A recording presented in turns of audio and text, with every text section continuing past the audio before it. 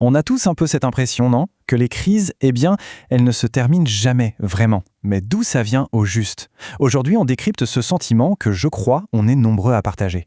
Que ce soit la pandémie, les tensions géopolitiques ou même les grands débats de société, le flux d'infos en continu nous donne l'impression d'être dans une crise permanente. Alors la question c'est, est-ce que les problèmes sont vraiment devenus insolubles ou est-ce qu'il y a autre chose qui se joue? C'est exactement ce qu'on va explorer. Prenons un exemple que tout le monde connaît, le Covid-19. Objectivement, d'un point de vue sanitaire, le plus dur est derrière nous.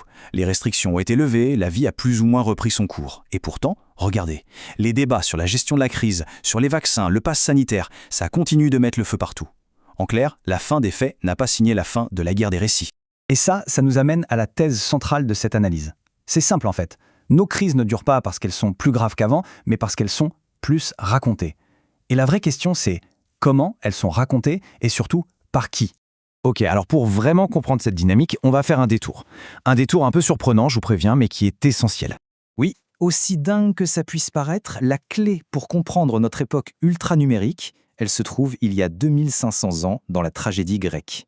C'est ce parallèle, vous allez voir, qui va nous donner un éclairage assez fascinant sur ce qu'on vit aujourd'hui. Allez, c'est parti pour le premier acte. En quoi est-ce que la tragédie grecque nous aide à piger la différence énorme entre les crises d'avant et celles de maintenant?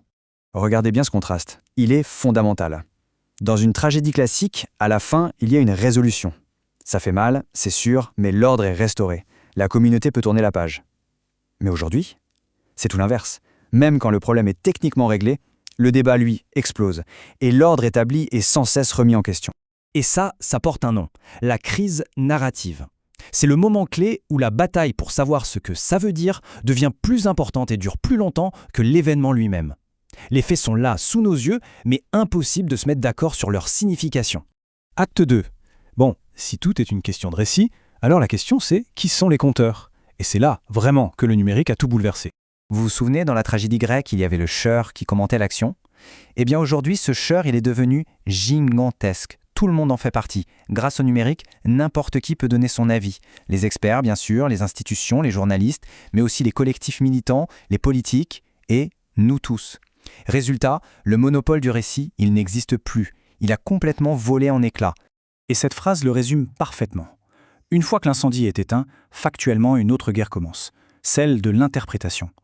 Et celle-là, elle n'a pas vraiment de fin, parce qu'il y aura toujours quelqu'un pour proposer un nouveau récit, une nouvelle version de l'histoire. Cette explosion des récits, ça a une conséquence énorme, et c'est notre troisième acte. Même la solution devient une partie du problème. Le mécanisme est presque automatique. Regardez, un problème arrive, les institutions proposent une solution, une loi, une mesure, peu importe, mais à notre époque, cette solution est immédiatement passée au crible, critiquée et contestée par une partie de ce fameux chœur numérique. Et voilà le grand paradoxe. Ce qui devait mettre fin à la crise devient en fait l'étincelle d'un nouvel incendie. Le débat se déplace. On ne parle plus du problème de base, mais on se déchire sur la solution. Et des exemples, on en a plein, et ils sont très parlants. Le Covid, l'urgence mondiale est officiellement terminée, mais on continue de débattre du pass sanitaire. Fukushima, la catastrophe est techniquement sous contrôle, mais ça n'a pas du tout mis fin au débat sur le nucléaire. La réforme des retraites en France, la loi est passée, mais la société est plus divisée que jamais. C'est toujours le même schéma qui se répète. Le problème est réglé, mais le conflit, lui, continue de plus belle. On en arrive à l'épilogue. Si même la solution nourrit le conflit, alors comment est-ce qu'on fait pour tourner la page, collectivement? La réponse, elle tient en un mot, un concept qui semble aujourd'hui presque inaccessible. Ce mot, c'est la catharsis.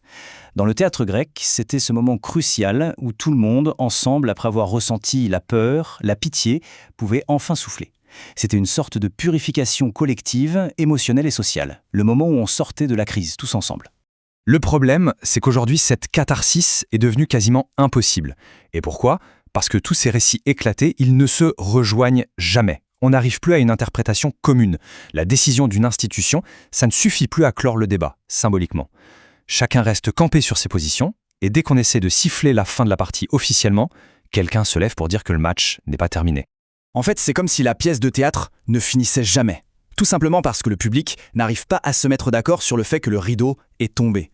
La crise continue. Pas dans la réalité des faits, mais dans nos têtes. Alors, en conclusion, pour résumer, quels sont les mécanismes qui nous donnent cette impression de vivre des crises qui ne finissent jamais? Bon, on peut le synthétiser en 3 points. Premièrement, l'intrigue. Il y a tellement de récits différents que l'événement de départ finit par se dissoudre. Deuxièmement, le remède. La contestation est tellement systématique que l'autorité qui propose la solution perd toute légitimité. Et troisièmement, le dénouement. La polarisation est si forte que cette fameuse catharsis collective devient impossible. La conclusion, c'est vrai, elle est un peu dure, mais elle est lucide. On est bel et bien entré dans l'ère des tragédies sans fin. Une époque où les crises, une fois qu'elles sont ouvertes, elles ont énormément de mal à se refermer sur le plan du récit. Et on va se quitter sur cette question qui fait réfléchir. Si le dernier acte n'est jamais vraiment écrit, si on n'arrive plus à se mettre d'accord sur la fin d'une histoire commune, est-ce qu'on n'est pas condamné à la revivre encore et encore, sans jamais trouver de sortie? Voilà, merci d'avoir suivi cette analyse.